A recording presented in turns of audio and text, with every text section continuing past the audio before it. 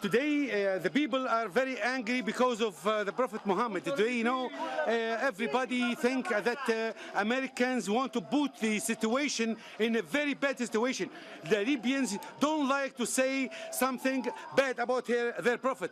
Prophet Muhammad, La ilaha illallah, Muhammad Rasulullah. He is not Osama bin Laden. He is not anybody else. He is our Prophet. He is the best people, human in the world. So we have to have opportunity just to stop this film. Stopping the film is our hope, is our relationship with the Americans.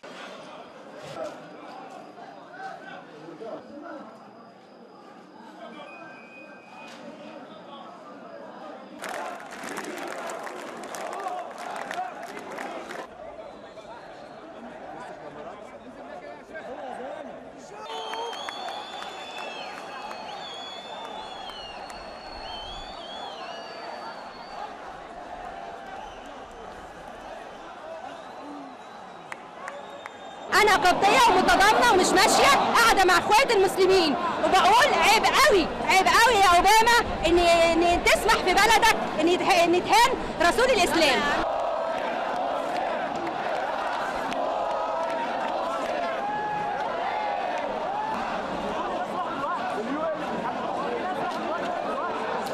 خدعوا دينك وخدعوا نبيك صلى الله عليه وسلم فانتصر أنت له.